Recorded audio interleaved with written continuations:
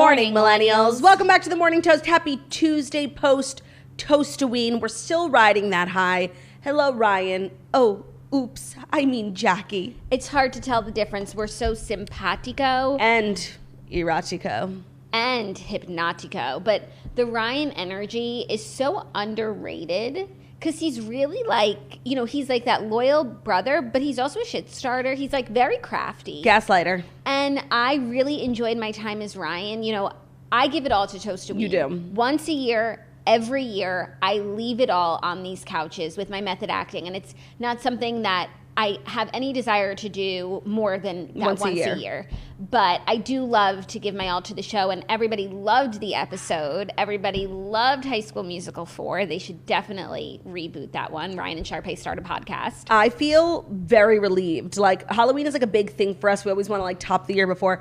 I feel so at peace with our decision to do Ryan and Sharpay. You know, you never know what's going to play. And I feel like this huge weight, and now I really feel like we're in the holiday season. Like, it's fucking freezing today. And yesterday, like, I know everybody else was celebrating November 1st. Like, Rach Parcell got her tree up. I watched her whole live. Mariah was smashing pumpkins. But yesterday for me was still Halloween because we were in Toastoween mood because of, like, you know, the scheduling. And now today is my November 1st. Like, if we had trees, we would put them up today. Bright-eyed, bushy-tailed, so excited for the holiday season. I feel like I can really let it start to sink in. And that's how you all probably felt yesterday. And it's never too late to feel like it's November 1st. Do you think that it's an appropriate time to start listening to the Jackie Ho Ho Ho playlist? I do. I would say November 1st is the appropriate time. And actually, I know that I said I would be listening to Kelly Clarkson's album when it came out on October 15th, but I haven't listened yet because it just didn't It wasn't the right time. It wasn't the right time, and you don't want to force these things. No. But now you can start. Now I can start. I need to, you know, make a plan. I want to, you know what I want to do? Maybe this is part of like my nesting, and maybe I've graduated from chili. How many chilies can you make in 1 month? I mean, I literally made a vat of chili, and I was forced to eat it for lunch and dinner every single day. I had it for dinner last night too. Like, it's like enough. I had chili for lunch yesterday. No, and like it's a fun process, but like then I have all this chili. Totally. And I have to eat it. No, totally. So I think I want to try and bake something. That's good. So I need to get like baking tins. I don't have baking tins. Even if it's just like peel and stick or whatever they call it. No. I think Scratchy-O. And you know what I'm in the mood to bake? You're going to like yuck my yums, of course. Carrot cake. You're kidding. That's sick and twisted. So unsupportive. Why would anyone put vegetables in a dessert? Like, really? I don't understand. I guess if you didn't want to be supportive, then you would. Oh, for sure. Yeah, no, I'm not supportive at all. Like, I was going to come over and eat your delicious treats, but not that. Okay. Well, that's Can you make like a, I don't know, like a pie or like literally anything else? That's like the one pastry I refuse to eat. I don't know. I want to make... Or also, I don't fuck with banana bread. I've never made a banana bread. I just am having the itch for carrot cake, to make carrot cake. Like, I don't want to make a pie necessarily. Seems like a lot of, you know, cutting of apples. I feel like, okay, fine. Why don't you make like homemade cookies, like from scratch? You could just do slice and bake. They're so delicious. Okay, I just feel like there are other things you can make. We'll take suggestions. I'm feeling like so good about my decision. So Dew will come over. You guys, Dew is here today. I haven't seen him in so long. I know. He was literally yelping as we left the door. Like, he knew exactly where he was going. I couldn't even get his leash on. He was like... It's been a long few weeks for Dew, but now he's back in the saddle. He's back to work. He's going to help you at Auntie make a carrot cake. And I'm okay, thank you. That's my plan. You'll be fine. Walk it off. Oh my God. Choked on my own saliva.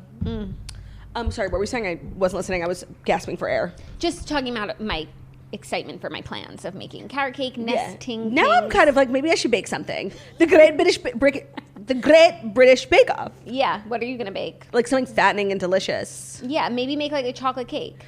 Or like maybe we would like layer like a real cake. No, sorry, I'm like excited. Not just like from the box in a pan. Yeah. No, like I'd make 2 different cakes, layer them, frost them. That's what the carrot cake is. But yes, for your cake. Honestly, I just really don't feel like I can do any of this while I'm still in my apartment. I can't explain it. Like, and I have no plans to actually get out. But you know when you reach the end of your time in an apartment and you refuse to do anything? That's where I'm at. I refuse to put my clothes away. Olivia came over and she's like, what the fuck happened to your apartment? And I'm like, it was No bueno. It was outgrown. Yeah, and she's like, everything's broken. I'm like, I know. Like, why would I fix it? I don't plan on living here for much longer. But you'll be living there for a long time. You won't be seeing the snow by Christmas. Just stop. I know. Barring some Christmas miracle, you won't be seeing the snow by Christmas. I actually saw Brian last night. He was asking me, and actually seeing Brian's apartment, he just got a new place in the city, really invigorated he will not only see the snow, You're just like the girl who cried new apartment. So, and I think we're all just sort of. No, I don't think so. At the end of our road. So I was telling Brian why I was having. You're not serious. You're not a serious girl. I look every day. You're not a serious girl. No, but what Brian said to me, he's like, I told him exactly what I was looking for. He was like, you literally need to double your rent. Like, and he's like, just do it. I'm like, it's not about what you can spend. It's about what you're willing to spend on rent. Like, it's such silliness, you know?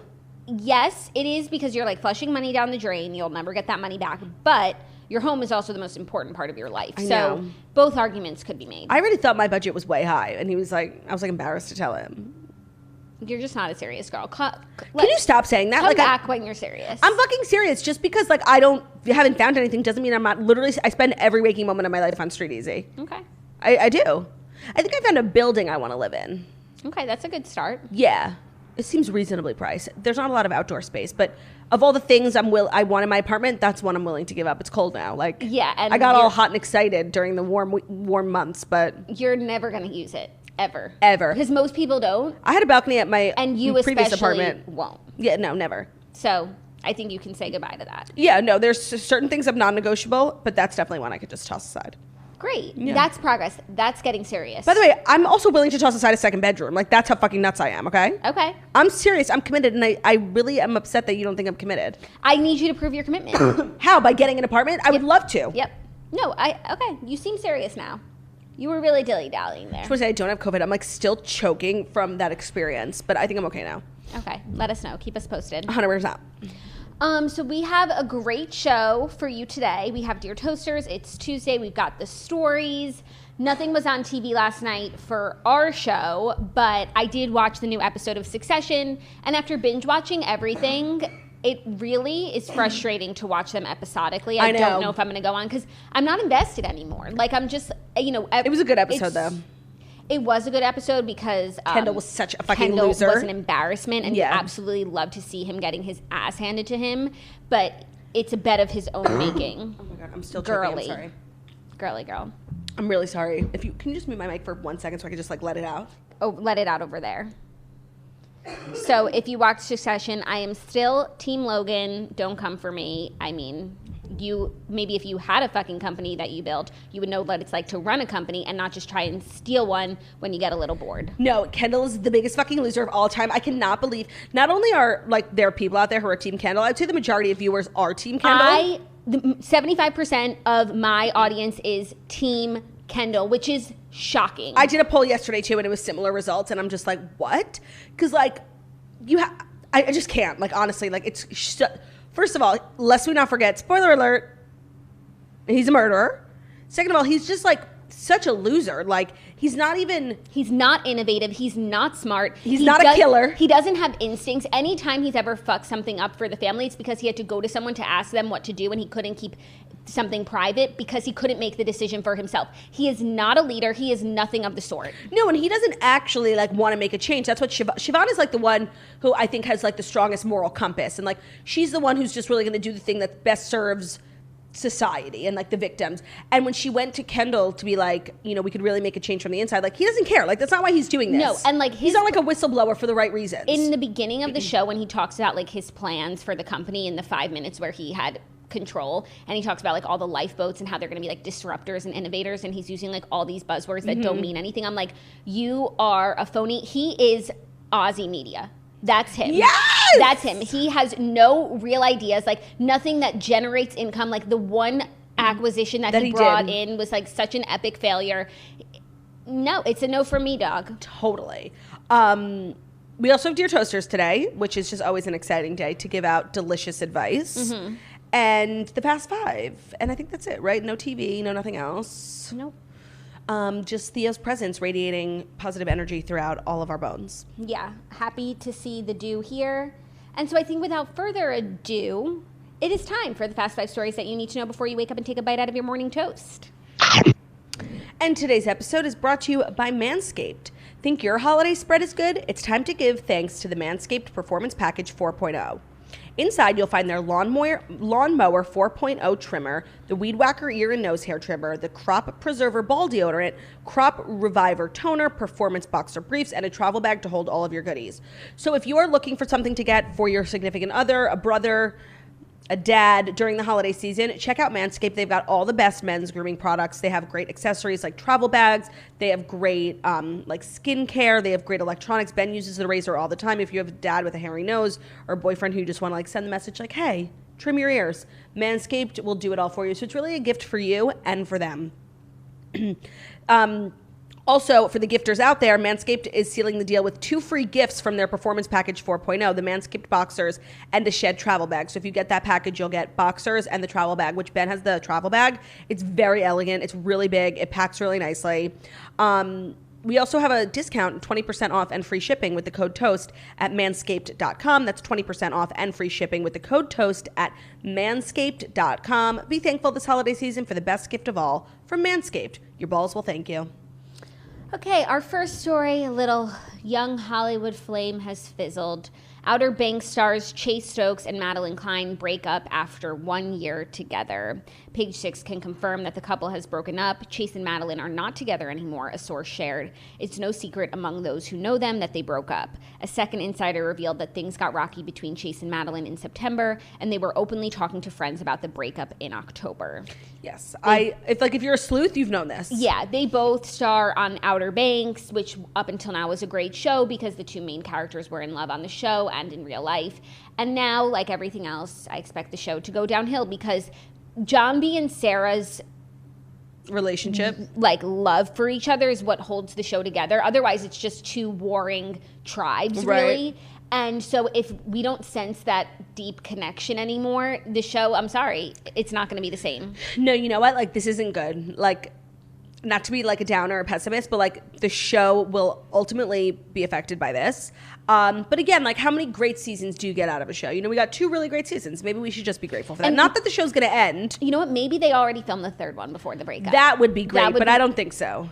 It's possible because it's a very like summery show. So I think they do have to film in the warm weather. That is true. And season 2 came out a while ago. It was good too. And they probably knew they were going to do. I think there's a chance. So you're saying there's a chance? There's a chance. We got 1 more good season. Well, so she has been like gallivanting, being a gal about town, going to like Paris Fashion Week. I saw she was spotted like dancing with Ross Butler from like Everything Teeny Bopper. Mm-hmm. So I think that's a cute couple. I mean, it will be really interesting because, you know, those 2 got famous so fast and were dating each other the whole time. So they've never been out in like the celebrity dating pool. And there's so many fabulous young men and women in Hollywood for them to choose from. And honestly, we could get down about this, or we could also get excited about the prospective partners of both of them. They're both so good looking, so famous, young Hollywood. No, that is exciting. I just feel like they were a couple that it's like that I get more excited about them as a couple than their potential ships that they could sail off into, because, you know, they could wind up with people we don't know, people we don't like. People we don't know, for sure. You know? That's worse. Yeah. Yeah, no, so I mean, we'll see. Like, I mean, I don't watch anymore, but the thing that feels most similar to me is like Betty and Jughead. Like, are they still dating? Once they broke up in real life, were they still dating on Riverdale? I haven't watched the new season yet because it's so fucking spooky. I will let you know. Okay, because, like, that's interesting to me. Like, and I think that they have to still be dating on Riverdale. The show really doesn't work without Bughead because the writers made the decision that Bughead was going to be endgame for the show. Like, not Betty and Archie, not even Varchie. Like, it's going to be Bughead. You can't go back on that 5 seasons later. So, like, I'm just trying to think, like, in recent history, like what other shows. I mean, High School Musical, the musical, the series also comes to mind, but they did stay together dating in the show while also not being together in real life. Olivia Rodrigo and Joshua Bassett. And there's weirdness. You could feel it. The show is like not that big of a deal. Right. So I think it'll be very interesting to see what happens. Hope, like, if they really did break up amicably, I don't know how amicably you could break up with someone when you have to, like, go to work and kiss them. Like, it's weird. It's so weird. Hollywood is such a weird place when stuff like that happens. And you know what I always think about? Do you remember that guy from Desperate Housewives who played Edie's husband, Dave? He had, like, the icy blue eyes. He's, like, this random soap actor, and he will not kiss women. Like, that's why he's like not that famous. He's only gotten so many roles where people have agreed to not make him kiss his fellow actors or actresses because he's married, and I think he's like kind of religious, and our sign went out. Oh my god. No, he like doesn't want to because it is like it's a weird situation when you're married and then you go to set and you're kissing other people. Most actors and actresses just do it, but he drew a line in the sand and said that he wouldn't, which I really respect. But I was watching the Brittany Murphy documentary, and like her whole career is like rom-coms, etc. And one of the last movies that she did, like her husband, Crazy Pants, wouldn't let her kiss anyone on set. And like when she got the part, that was obviously part of the part. And then she like told the director, no, I'm not going to be kissing this actor. She like gave him a long hug or something. And the director then went to Crazy Pants' husband, was like, we're going to recast if you guys like continue this nonsense. So Crazy Pants allowed it. So obviously like you would never want your husband to like not tell you to do something. But if it's a personal choice, I think it's a nice choice to make. Yeah, of course. But when I hear people in Hollywood like talk about it, because they get asked all the time, like it's a very natural question. Like you're in a loving relationship and you're literally filming like naked titty sex scenes. Like, is it not weird? Is it not cheating? And every response I've heard from celebrities, like they normalize it so much. And I guess if you do it enough, it does become normalized. But I'm sorry, like there are just some things that are not normal. And that's one of them. Like literally consistently making out with the same person. You're on a soap opera, you're on something, and then literally going home and having sex with your husband. Like, sorry, there's something weird about it. I agree. They're going to tell you it's not weird, but it's just, it's weird. And there's also this new thing where like in more like art films during sex scenes, the people will actually have sex just to really get. You're lying. It's very, very, very rare, and it's very niche art. I could see it becoming more popular in Hollywood, and I'm just saying, like, things are fucking weird. Most sex scenes, like, they're wearing bits on their bits, and it's like, you know, it's more mechanical. It's more of like a staged thing, but still, like, your bits are on their bits, like. It's Bitsy Central. It's Bitsy Von Muffling. It's bit on bit crime. It's nuts, okay? Yeah, so I guess it's like... Hopefully they don't have too many bits in Outer Banks where they got to be bits on bits. Oh, totally. But it's not really that raunchy of a show. It's for kids. The relationship is steamy. Yeah, but we've never seen them have sex. Like we haven't? No. Okay. That's good. Ever. Yeah, it's like really a kids show with a lot of violence. Yeah, and like a lot of storylines that don't fucking make sense. And a lot of people acting like morons. Are you ready for our next story? Really just wanting to take one moment to acknowledge I'm very sad about this couple. Like, yeah, me too. They were like so cute and they seemed so in love. So it's sad. On to the next. No, and you know what? It really makes you think. It really makes you think like you shouldn't date your co-stars, or at least until like after the show. No, you know what? I think, yes, obviously this is a possibility. You go 2 seasons hot and heavy, and then the breakup is gut-wrenching. But it's worth it for, I think, like the time that they must have had together, getting famous together, on this show together, playing romantic partners in real life. Love. They went to the Bahamas. I think that was probably like an amazing 2 years that you can't, you know, you have to live. You can't let the fear of heartbreak stop you from following your heart. But when you think about like the greatest shows, like most successful, there was none of that. Like nobody on Friends dated, nobody on Gossip Girl dated, like nobody on... Serena and Dan dated. In real life? Yeah. Oh, they for did? a very long time. Okay, so not that. And OC, Summer and Seth dated. Yeah, but like the OC... Yeah, no, okay. It's the opposite. No, I don't think it's the opposite. I think that there's something to not... Like, I think Riverdale, like, is trash. That's just because you don't like the show. No, but like ever since like all of that fizzled out, it's like trash. All of what fizzled out? Bughead. You stopped watching a long time before that, ago. for sure. But I just think like I think there's a weirdness that you can sense, and like I think it does. I think it does like affect overall shows. Like not even that one specific example. I think that for sure. So it's okay for movies, but not for shows. Yeah, movies end. Like no, shows but even go if on. it's a series of movies. That's a different question. I mean, were Kristen Stewart and Edward together for all 5 movies? I think so. Because that's like the perfect example of like it working out for the best. And most of the time it's probably not going to work out, but I think it's worth it for those moments of magic. You can't just live in fear, Claude. No, of course not. But I'm just talking about like as a TV watcher. Would it be best if like everyone you just let sleeping dogs lie? No, as a TV watcher, it's worth it for the good times. And then, yeah, you know, but all shows get bad no matter what happens in the relationship. That's also true. So at least we had those special moments. I'm really here for it. And for these kids, like this was once in a lifetime. You know, I'm sure they'll be telling their grandkids about this time in their life. You know what show had like a lot of weird shit going on? I mean, obviously, and still to this day, like Glee. People were dating. There was also just like weird shit going around on that show, like in general, outside of the relationships. Yeah. So I think I really do stand by my statement. Like, please don't take your co-stars. But I agree. Like, it is this, like, once in a lifetime, like, thing. And I stand by my statement. And I'm happy for them. I'm happy for them for the time that they had. Don't be sad that's over. Smile because it happened, Madelyn and Chase.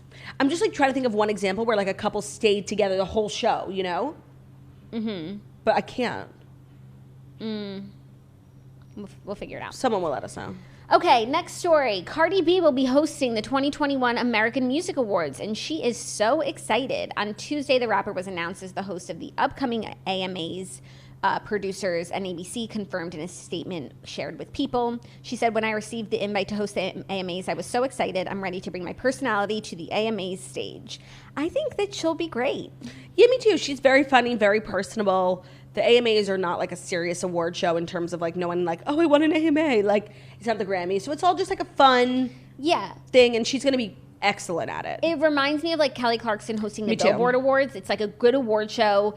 It's a great place to, see if you got the chops. Mm-hmm. And I think Cardi will have the chops. That's why I'm me too. here for this. I think she's a star, like she through is, and through. But she also has like such a great personality that I think it's going to radiate. I think this is a really, really strong choice. It's just crazy that like she probably is among the most nominated, and she's also working the room. So this is what I was going to say, and I would love to hear your take on this.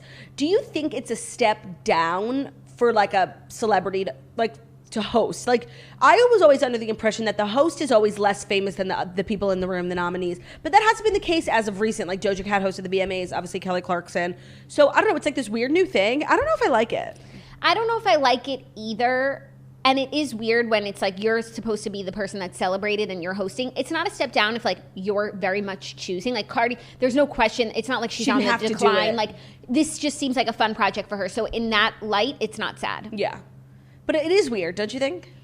I prefer the days when like comedians or people on the up or on the down would take the job and like they're significantly less famous than the people they're discussing. Yeah. Like Cardi B is going to be like introducing and just talking about her peers. Right, but that also makes it fun. It makes different. It cool. I'm not here for it. I don't think I'm here for it. But the idea that like these celebrities are just taking over the hosting jobs when it's like there are hosts, there are comedians, there are people who are like, this is their job. Right. Well, that's the other thing. It's like, I feel like we talk about that a long time. Like, if you're a trained host or like you go to school for journalism, like you want to be an on-air correspondent, like the eligible jobs for you are just getting fewer and fewer because they're really being taken by influencers, celebrities, people who don't have traditional hosting experience or training. Yeah. I wouldn't even be offended by influencers doing it because some influencers, like, it's their dream too. Right. To be Juliana, No, not offended. I'm just, it's interesting to point out that like, the job, like when I was in communications classes, like every girl, like, what's your dream job? The next Juliana Rancic, everyone. And now it's like, good luck. Yeah. Whatever happened to Laverne Cox? She was the next Juliana, right? But red carpet season hasn't started. I feel like we reported on that a long time ago, no? We reported on it like at the end of last red carpet season, and now it hasn't. Like, it comes back in like January, February. So okay, we'll see her then. Cool. Are you excited for Laverne? Oh yeah, I don't really I like watching red carpet shows, but I don't really notice the interviewers, and actually I think that's good. Yeah. They're not meant to be noticed. They're not meant to be noticed. So we'll see how Laverne does. Yes. Okay, next story, a little Bravo celebrity romance news. Summer House stars Carl and Lindsay are sparking dating rumors. I mean, this is just weird because, like, if you're watching the show now, it's like, who? She's, like, obsessed with Austin. Yeah. Lindsay, Hubbard, and Carl Radke had fans in a tizzy on social media over the weekend after posting an intimate Halloween photo dressed as Baby and Johnny Castle from Dirty Dancing. They held each other close while mimicking the iconic movie poster. So there's, like, whispers that these two are dating. I saw a video of someone from Entertainment Tonight, like, fully asking them, and they said, like, no, we don't have anything to say, but, like, they're obviously dating. Okay, I don't know the history. I don't think I don't know the history. Did they ever date on Summer House? No. But I think people have just been, like, rooting for them, like, quietly. Like, she's okay, you know what? When I was watching Winter House, I had this thought. She's, like, the type of girl who says, like, she's not like other girls. Like, she loves hanging out with the guys. Like, her guys are her best friends. And so she's really been best friends with really every guy forever. And that includes Carl. But Carl's in this, like, new place. He's sober. His brother passed away last season. He's been through a lot. And he's in this, like, new, I think, really fresh, good headspace. And the thing with Lindsay, and I actually really like her. When I first started watching the show, I didn't get her. She's a lot, and I fully get her now, and I think she's hilarious. But I don't know if she's the best person for Carl right now, because she's still this like crazy gal. I mean, you see her on Winter House. She loves to drink, and that's why we love her, and she's hilarious. I don't know if it's the best match for him in the current headspace that he's in. Interesting. Do you think like she could be in a different headspace than where she was on Winter House? Of course. We never know. Yeah, because it was filmed a while ago. Yeah. So, I don't know. I mean, I think it's really interesting. I think it's great for the show. I think with the absence of Vanderpump Rules, I think Summer House is really turning into like the young show on Bravo. And I think what they're doing with Winter House is great. And I think all of them dating within their group is only even better for the show. Yeah. All rise ships sink tides. Yeah, agreed. Okay, so we ship? I need to know more. I do. But also, I don't know these people personally. Like, sometimes when we talk about reality stars, like, I know them in real life. I don't know these two at all. I've met Carl. I don't think I've met Lindsay.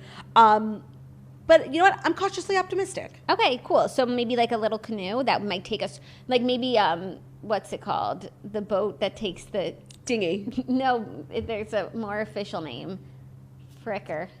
The boat that takes you to a yacht? Yeah. A dinghy? No. Okay, hold on. What's the name of the small boat that takes you to the yacht?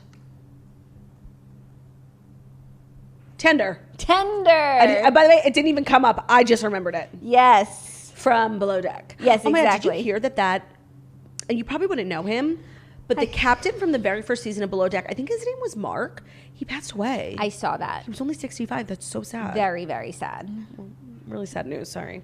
Are you ready for our next story? Before you dive in, I just wanted to let everyone know that this next story, that's obviously amazing. I'm not sure what it is, but I know you would just have... It's incredibly amazing. You have amazing taste in stories. Is brought to you by Nuts.com, the best kept secret of savvy snackers across the country, and now... new customers are getting 10% off. So our entire studio, our pantry, is filled with snacks from Nuts.com. Obviously, they sell nuts, but they sell a lot of different candies, dried fruits. It's so good. If you're like so over the regular, just like chips and pretzels, like you want to get some artisanal snacks, they have amazing shipping, so it comes super fast. All the stuff is so good. It's just like different, and also they're so holiday friendly. Like all these things, these rich chocolates and trail mixes, like perfect spread for the holiday season. If you haven't tried Nuts.com, now is your chance to check them out and get 10% off. The simple and convenient way to have nutritious, delicious nuts, dried fruits, flours, and grains, and so many other high-quality foods delivered straight to you. They have over 4,000 products to choose from. We love the white chocolate toffee cashews and the honey sesame sticks. They're just things you will never see at a grocery store. They're so much better, more inventive, and a great way to just like stock your pantry with good stuff for yourself and also the holiday season if you have people over. Mm-hmm. They are unbeatable quality. They deliver fresh products, fresher than the supermarket, and their delivery is super fast because most orders ship the same day. So if you are a new Nuts.com customer, you want to get 10% off your first order, text TOAST to 64,000. That's text TOAST to 64,000 to get the 10% off your first order of Nuts.com. TOAST to 64,000. Terms apply, available at Nuts.com/terms. Great. Next story, our queen, Jessica Simpson, is celebrating 4 years of sobriety with a candid photo showing an unrecognizable version of herself. So on Monday, Jessica Simpson shared a photo of herself from 4 years ago, her first day without alcohol, and detailed the way she felt the day she decided to begin her sobriety journey. Now, if you read her book, then you are familiar with this day because you are. It's where the book's. It's the center of the book. It's the center of the book. You know, she goes to the kids' school thing, and with the cup. She's very triggered. Yeah, and so you know where she was at, and she said, "This person in the early morning on November 1st, 2017, is an unrecognizable version of myself. I had so much self-discovery to unlock and explore. I knew in this very moment, I would allow myself to take back my light, show victory over my internal battle of self-respect, and brave this world with piercing clarity." It was really like a heartbreaking post, and that picture, I mean, when you read the book, basically the whole book starts at this day, the day she decided to get sober, and then she goes back in time and forward in time, but the main kind of hook of the book is this day, and you picture it in your head, of course, when you're reading the book. And to be honest, that's exactly what I pictured it looking like. Yeah, no, me too. I can't believe it's been 4 years. That's amazing. I'm so happy that she's like me too. Still in this wonderful place. And I just want to use this as a reminder. If you haven't read her book yet, you absolutely have to. Absolutely have to. One of my biggest regrets is rushing through it because it was just like so big and long, and I wanted to talk to you about it. And I remember just like rushing through the end. Take your time. It's a long book, so like you don't have to read it all in one sitting. It's so good. It's full of so much. First of all, if you love pop culture, there's so many John Mayer, Nick Lachey, A-list celebrity stuff that's just like gorgeous. But it's also this like really honest and like deep book about trauma. Her childhood is so interesting. Honestly, when celebrities write about their childhood, like sometimes I skip right through it. Oh my God, she grew up in like the Bible Belt. She had these crazy stories about her dad's church. Like it was really good. Like I loved every part of it, the John Mayer stuff and the Bible Belt stuff. Yeah, I loved every part of it. I read it in like 1 or 2 sittings, and I loved crazy. But I loved reading it that way. Like I couldn't put it down. Like I was so immersed in it. Yeah, and it was a very long and like it's a very well written book. So it's not like something you just breeze through. It's like every page. Like it's dense. There's a lot of meat to it.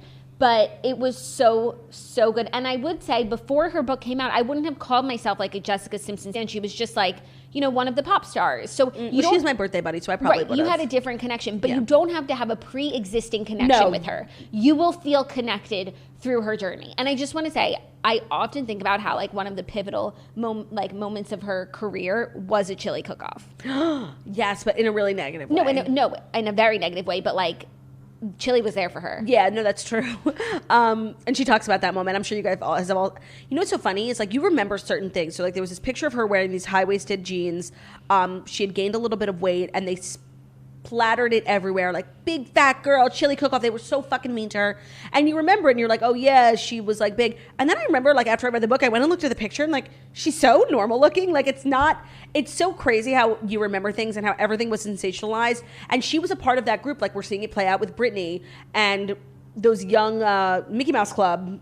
Muska, Mickey Mouse. How like they were all just like pitted against each other. And I thought one of the most interesting parts of the book is like how Jessica Simpson during her time as like a pop star compared herself to the Britneys and the Christinas and like had to do things differently because they were all like the same. They came from similar backgrounds. They were all blonde. They were all pop stars. It's really such a good book and I loved it. Loved. So that's your daily reminder. Oh, and you know, we didn't talk about yesterday how when Andy went on the Today Show to announce The Real Housewives of Dubai, he was actually doing press. He has a new book coming out. But it's not like one of his Andy Cohen diaries. It's the quotes. Yeah, it's quotes from, it's like 100 quotes, 365 days for 365 quotes of woman I love or whatever. I'm good. Yeah, I loved Andy's books. Like all 3 of them are on my top. I gave them all 5 stars. I would have loved another book. Yeah, no, this is not that. No, this is like a coffee table book. Yeah, but for like true Real Housewives fans. But it's not coffee table book sized. It's kind of lethal. Oh, so it's like probably something they sell at like Urban Outfitters. I saw it on Watch What Happens Live. No, but you could have books on your coffee table or like display books that aren't massive Assuline books. Yeah. I don't know if I'm gonna get this one. Yeah. Are you ready for our 5th and final story? Yes. It's the final story. It's the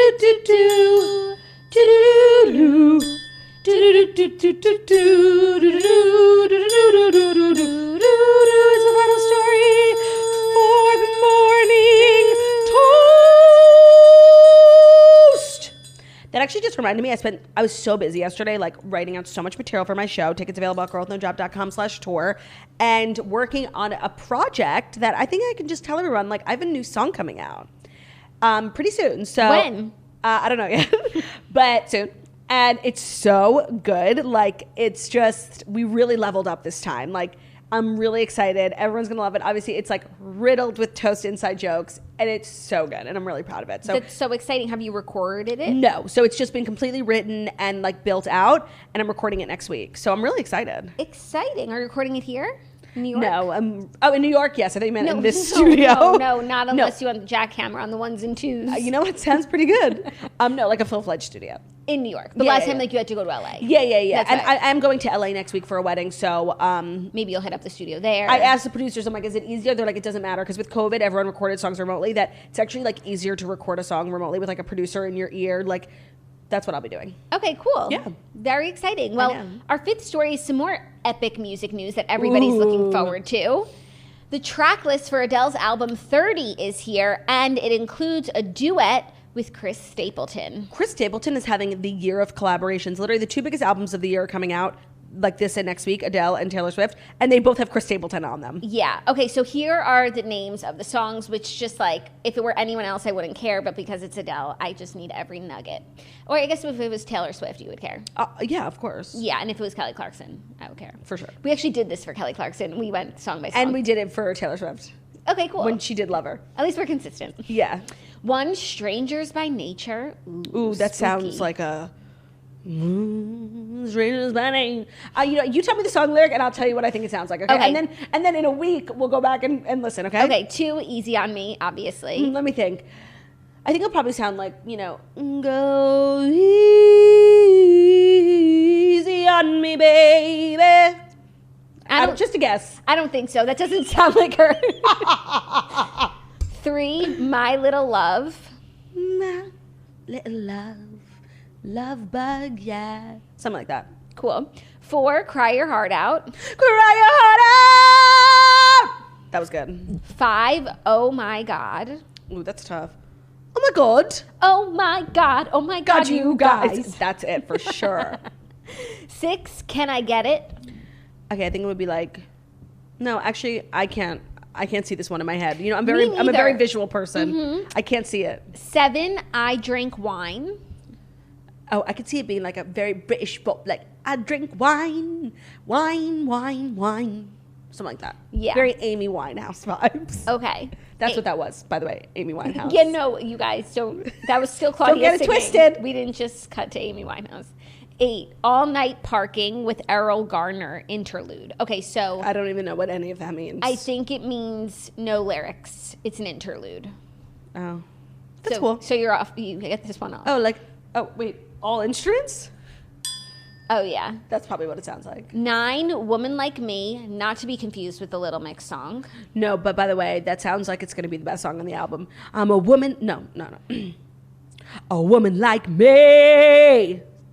Yeah. That's what I think. And I hope someone doesn't mash up with Woman Like Me. Are you following at all any of this Little Mix drama? Because I'm on Little Mix Talk. So I was following it. It's crazy. It is crazy. It's kind of quieted down. Yes, it was like 2 weeks or maybe a week or two ago. The girls obviously broke up. Jessie Nelson released her first song. Every time I talk about Little Mix drama, like everyone comments like, who? So what? Yeah. So I was like, okay. Hey, let's educate the people. Okay, so Little Mix is the most epic girl band on the planet right now. Yeah, they really are. They're literally the best band ever. They're so great. They're from X Factor. They were 4 girls. We have Perry, Leanne, Jade, and Jessie. A year ago, you might remember when you commented who on our posts that Jessie left the band. And Claudia will tell you she saw it coming. I did. The other 3... I did see it. Don't just breeze past that. I did see it coming. Okay, but that's not... we have to get to the point. The other 3 seem to have like a really great... Sisterhood. 2 of them were pregnant at the same time. 2 of them just gave birth. And so the other 3... carried forward without Jessie. They never looked back. It was giving very much Zayn energy. Like the band was unaffected by the departure. Yes, and also just a fun fact, Perry and Zayn did used to date for a very long time. Right before he started dating Gigi. And that's just something that you should know. Yeah, no, that was actually like... But it's not germane to the story. She was the biggest girl band on X Factor UK, and then in the UK. He was the biggest boy band, X Factor UK, and then in the UK. And then they were dating, and it was actually like perfect. Yeah, but it's not germane to the story. No. Just a fun fact. So the 3 girls are Little Mix. They put out an album since. They're not letting this slow them down, nor are they letting pregnancy. They're doing the fucking most, and they even have like a new album coming out that's like, I think it's been 10 years of Little Mix or something, and the album is like old hits, new greatest hits. Yeah, looks so fucking good. So, but by the way, there were a lot of rumors when she left and before she left that there was a big divide between Jessie, the girl who left, and Leanne, who is the one woman of color in the group. Okay. And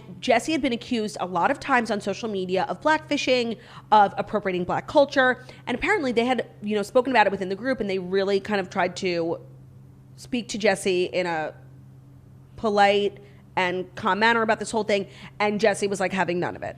So then her new song, she just released her first single. Yes. Bad Boy. Nicki Minaj is on it. Yes, so it's Jessie Nelson, her first single, and the music video came out, and it was kind of like everything that people had been upset with about Jessie Nelson about coming to fruition in this music video. Like, it's very provocative in the sense where she's, you know, really dressing, acting, looking like she's blackfishing. And so it just kind of blew up on social media, especially on TikTok. That's where I learned about everything. And it's like, I didn't know it was such a big story on TikTok. Oh. Because I, like, was seeing it because I'm a Little Mix fan, but it wasn't everywhere. No, Little Mix Talk, like, it's everywhere. I've seen the whole music video 1,000 times. Nothing sounds better than Little Mix Talk. It's so good. And now they're doing, like, performances, like, comparing with Jessie without, like, how much better it is without Jessie. Like, the Little Mix fans are shady as fuck. And it's really, like, been a wild story. Back to the story, though. So then the girls who are still in Little Mix, like, unfollowed Jessie. Then Jessie and Nicki Minaj has had Jessie's back through this. Through and through. They went on live together. Yeah, there were tweets, like... And Nicki was just, like, going after Leanne, who is the woman of color in Little Mix. And it was actually, like, really not cool of Nicki Minaj. I didn't like that. They were being mean to Leanne. Because, like, wherever you land on this, like, Leanne's a really nice girl. Like, she's a P-Jow. She is. Precious gem of woman. She's a precious gem of woman. She's a P-Jolum. Precious gem of Little Mix. So it's just been like this crazy thing. Because when she broke up, when she left the band, it wasn't like the biggest It wasn't contentious. They were like, Jessie, and she was citing like mental health concerns and like that the band was no longer good for her mindset. And all the women were like, goodbye, Jessie. Yeah. We were, the fans were supportive. We were like, as long as this means continued Little Mix, you won't hear a peep. So like, when a person leaves a girl band, like it's either destructive, Camila Cabello, or not, Zayn and Jessie. Like, you can always tell when the person's leaving if it's going to ruin the band. Yeah. Zayn was like 50-50 because Zayn was like a lot of people's favorites. But the band, I think, was better without him. Yeah. Camila, obviously, like, there was going to be no Fifth Harmony without Camila.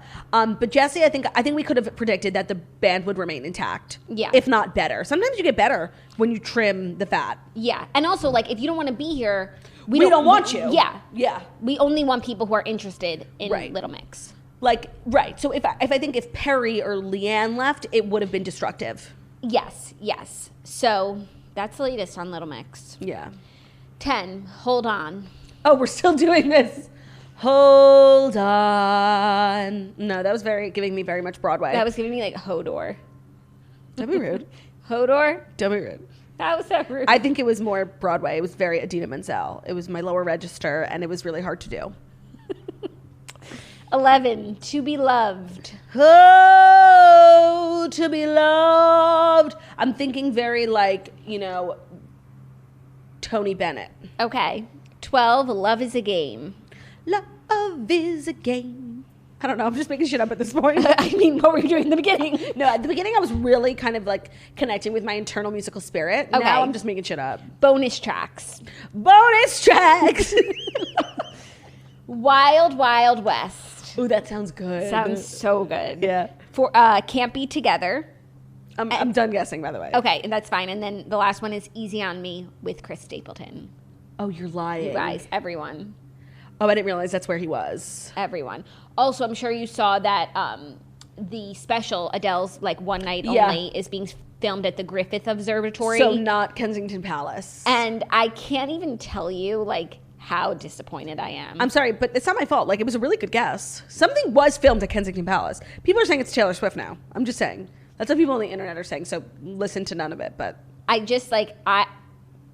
Even if the special is, like, the best thing I've ever seen, like, it won't be good enough because it wasn't what I thought. I hoped. But I am very much looking forward to it. I guess.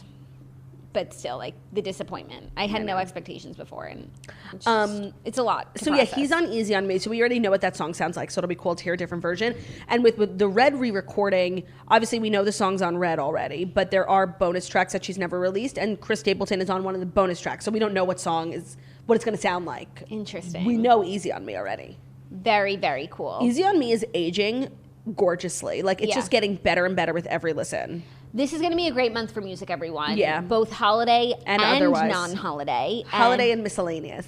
And I think we have a lot to look forward to. Yeah, especially because we're about to do Dear Toasters, which is our advice segment, you guys. If you're ever looking for advice from your two favorite gals on anything, work stuff, relationship stuff, toe fungus, got you down, email us, deartoasters@gmail.com. The Dear Toaster segment is brought to you by Papa and Barkley. They understand wanting the absolute best for the people that we care about.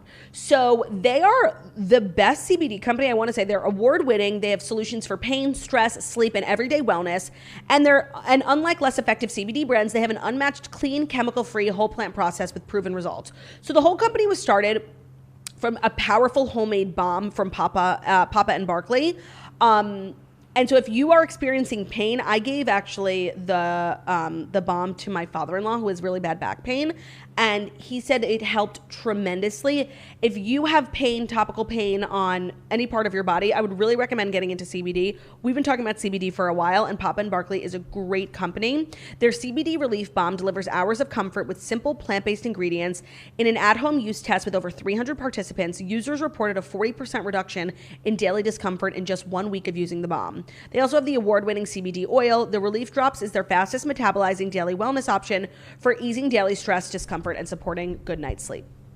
Papa and Barkley is on a mission to improve lives through CBD in its purest, cleanest possible form. Go to papaandbarkley.com/toast for 20% off your first purchase. That's 20% off for new customers at PAPA and BARKLEY CBD.com, papaandbarkleycbd.com/toast for 20% off, papaandbarkleycbd.com/toast. Thank you for that, Claudia. Are you okay? I just snuck off really quickly because I have my glucose test. Oh, diabetes? Yeah, pregnancy, and I have my drink with me, like the sugar drink that you have to drink, but it needs to be refrigerated, and I just remembered. So when's the test? After this. Oh, I drink it like when we wrap, and then an hour later I get the test. What is it, like a needle? Blood. Ooh. But you have to drink like this sugary drink that should be chilled, but I forgot to chill it. Are you going by yourself? Yeah. You want me to come with you? Yeah. What time? 1. Okay, I have a call at 1. I'll move it. Okay. Cool. Should we get lunch first? No, I can't eat. No. You're lying. No, I can't eat for an hour. I don't think I can come. No kidding. Okay. Hey, Claude and Jack. Hope you guys had a spooky Halloween. It was so spooky. It was. It was beyond spooky. I wanted to write in about this very first world problem I've encountered. I want to preface this by saying I've never been one to split a plate at dinner or swap clothes with my girlfriends or sisters. So what I'm about to tell you guys is very triggering for me. Okay. A month ago, sorry, I'm like having a hard time reading and speaking. A month ago, we got a party bus for my husband's birthday. One of the wives got soaked on the bus, I'm assuming from spilled beer. But it was never... I thought soaked was like a new word for drunk. Drunk, yeah. But it was never disclosed as what the wetness was from. She could have peed her pants for all we know. The couple lived 5 minutes from us, and rather than going home, it was nearly 1 a.m., they wanted to continue hanging out with us. So this wife demanded I give her some pants to wear. So I found some spandex workout shorts for her to wear. They stayed too long, ended up getting in a huge fight with each other and leaving. Without her shoes, LOL. This girl got into an Uber without her shoes. The next morning, they had to pick up their car and the shoes and didn't bring my shorts back, which I was thankful for. Like, please, wash them before you bring them back. But here we are a month later and still no shorts. Her husband and my husband are very close and they see each other every week. She and I are not close and I only see her on holidays and outings. What does one do? Her husband literally comes to my house every week. She didn't want to send them over with him anytime this past month. I can't help but wonder, where are my shorts? Is she regularly wearing them as if they are her own? Are they being stashed in a drawer somewhere? Have you girls ever encountered something like this? Will I ever see these shorts again?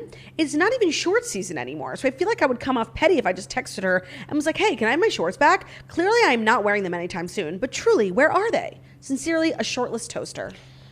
Okay, I mean, if this were me, I really can't relate because if she had like unidentified liquid all over her and she borrowed my shorts, like, and she was borrowing anything, I would have given her something that I actually didn't want back, something I'd been looking to get rid of, so I wouldn't have to go hounding her down. Even when I let people borrow stuff, like I never would give away like my nicest things. If you come to my house and like you need a sweatshirt and you leave with it, I am assuming I'm not getting it back, especially if it's like a crotchety pair of biker shorts. Like, please keep your crotcheties and leave me alone. She had those unidentified fluids on them. Plus, I just want to say she is obviously very drunk. There's a chance she got home shoeless, woke up the next morning in these shorts, no shoes, has no idea where these shorts are from, and is just moving on with her life. Yeah, I think we need to... You in particular need to part ways with the shorts, and it's a lesson. Like if someone's ever at your house, you offer them up a sweatshirt, shorts, anything, like you are giving someone something, and at least this is how I perceive it, without the intention of getting it back. Yeah, I'm giving it to you permanently, like it's yours now. Yeah. I mean, you could, if you really want them back, you could ask for them back. I just wouldn't want them back. Like, are you dying for them? Can you just get another pair? Like, what? Would you really wear, and spandex shorts, that touches a lot of It's areas. labia material. It goes in places and stuff. And would you really wear them again? Like, is it worth asking for them back? Honestly, I think sharing biker shorts is like sharing underwear. I totally agree. Just do you not even good. know if she was wearing underwear? Such a good question. She was so drunk, maybe no, if she was soaked, wouldn't she have taken off her underwear? You could run a pair of underwear through a washing machine 6 times, and I still wouldn't put them on if somebody else had put them on. Yeah.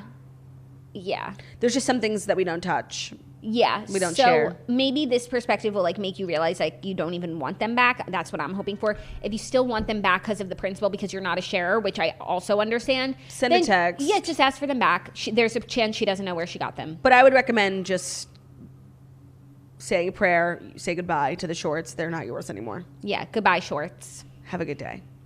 All right, next up, hello, Jackson Claude. Love you both and seeing the growth of the toast. Also, congrats, Jackie, on Little Camper. Longtime listener, first time writing in. I need your advice. I broke up with my boyfriend of 2.5 years in August. It was mutual and we ended on good terms. We still talk every now and then, but we've established that there's no future for us as partners. Back in January of 2020, he bought us January 2020, he bought us these pretty leather and gold Tiffany matching bracelets as a promise to spend our lives together. Classy. He lost his towards the end of our relationship, but I still have mine. Here's where I need advice. Do I keep the bracelet, give it back to him, or sell it? It's a nice $1,400 bracelet. I still have the receipt and the box. To be honest, I'm leaning towards selling it because I will never wear it again due to it representing a promise that no longer exists, and it's not super stylish, LOL. I don't want to come across as ungrateful or disrespectful, as that's not my intention, so what would y'all do? With love, a toaster who kind of wants to cash in on heartbreak. I mean, if you don't love the bracelet and you're not going to wear it, then definitely sell it. If it just is a matter of like, do you want to keep it or not? I don't know. I think that there's two things. I would love to, like, with this $1,400, if you sold it secondhand, you maybe would get like $800. You get like about half. And then it depends where you're selling it. They might take a cut. Right. Like, once you boil it down, whatever the final number is, let's take $600. Like, I don't know your financial situation. Like, would that really, really help? Or would you remain on like $600? Great. Because I don't know. I know right now it's like fresh. But I think it's nice to like collect things from former lovers. Like, you know, when you're 80, you're telling your grandkids, like, yeah, I used to be this hot bitch. Look, this man bought me a $1,500 bracelet. If you don't need to sell it, I know it's kind of tough right now, but like throw it in a box full of mementos. And I just think it's like nice to keep things that once meant something to you. Yeah. I agree with that. I do agree. I was just going to say, like, if you enjoyed the bracelet, I would say keep wearing it, even though it doesn't mean what it once did. I don't think she enjoys it. She said it was ugly. She said it was unfashionable, which is quite harsh. hurtful. But I agree. If you don't need to sell it, you could always sell it down the line if you need to. But it is nice to keep mementos from relationships past, especially since this seemed like it was a very serious one. Yeah, and it just, I feel like maybe you're thinking about this now because like the feelings are still fresh and you just want to like get rid of all mementos. But I don't know. There's something to be said about just burying it in your closet, keeping a box of things that remind you of people who used to love you. Yeah. It's not like he, you know, cheated on you. You broke up amicably. I would keep it. Yeah, I agree. But you don't have to wear it. And you could always then sell it if your decision to keep it is bothering you. Or you need the cash. Yeah. All right, this third one is an update. Finally, we are hearing from a girl. She said, I wrote in earlier this summer regarding my friends constantly talking about babies anytime we're together.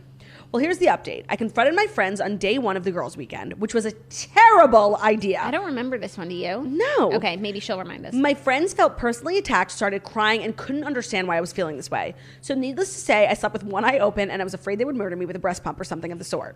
The next morning, I heard all the girls in the dining room eating breakfast, and I went up to apologize. As soon as I started, one of the girls interrupted me and apologized.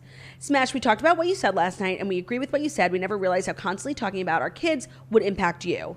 I was shocked. Long story short, after a few mimosas and wine tours, the gal pals were back together and reminiscing about the good old days. And to everyone's shock, our friend announced that she was pregnant. Can't wait to listen to this birth story and her baby's milestones for the next year. Signed, the best auntie who has her friends back. So I guess if I recall it correctly, like this girl's one of the only girls in the group who doesn't have kids, and it's like fucking in a way. Like, can we talk about something else? So she told everyone. Of course, the mamas were offended at first, but you know what? They molded over, and this is the lesson here, and this is what we're always saying. Communication is the key. Saying how you're feeling, if you feel like it's worth it, get it off your chest. But sometimes it's not worth it. So sometimes, it's knowing whether or not it's worth it, and that's That's where the magic lies. That's where we do here. Yeah. And sometimes, like, you think you're so right, and then you hear it from another perspective. I remember the last time we did Dear Toasters, a girl wrote in, like, thinking she was 100% right. But when we are totally unbiased, third-party, non-affiliates. And it's like, we probably are leaning towards taking your side. Just know that. Like, we're ready to take your side. So if we are saying, like, you're wrong, we're saving you all the trouble of, like, making a big stink about something, and your friends are like, no, bitch, you're wrong. Yeah. But you know what? This girl was right. She was entitled to her feelings, and everyone worked out in the end, and that's what we call a happy ending here at the Morning Toast. You love to see it. And speaking of happy endings, that is the end of our show. That is the end of our show. Also, it is election day, so make sure you get out and vote. What is it, primary? No, midterm? It's mayoral in Is it New November? York. Oh my God, it's November. It's legit election day. It's so weird, like it's election day when it's not Tuesday in November. Oh my God, I literally thought this was like a midterm. We're gonna have a new mayor. We're gonna have a new mayor. Oh my God, okay, I'm going out to vote. When Ben was here, we were talking about it. By the way, I just got I just had an existential crisis. Like, I did not realize it was November. We've been talking about a new mayor for so long. You guys, please go out and vote. Well, regardless of whether they go out and vote or not, we're still getting a new mayor. So stay home. No, I'm kidding. I'm kidding. That was a joke. Go out and vote. There's a lot of local things up on your ballot, so get out the vote. That's our show. Thank you guys so much for listening to The Morning Toast, the Millennial Morning Show, where we deliver the fast 5 stories that you need to know every Monday through Friday on YouTube. So if you're watching this on YouTube, please feel free to subscribe and give this video a thumbs up. We're also available as a podcast anywhere podcasts can be found, so Spotify, iTunes, Stitcher, Public Radio, iHeartRadio, CastBox, all the places where you listen to podcasts. Find us, Morning Toast. Leave a 5-star review about how beautiful, stunning, and smart we are.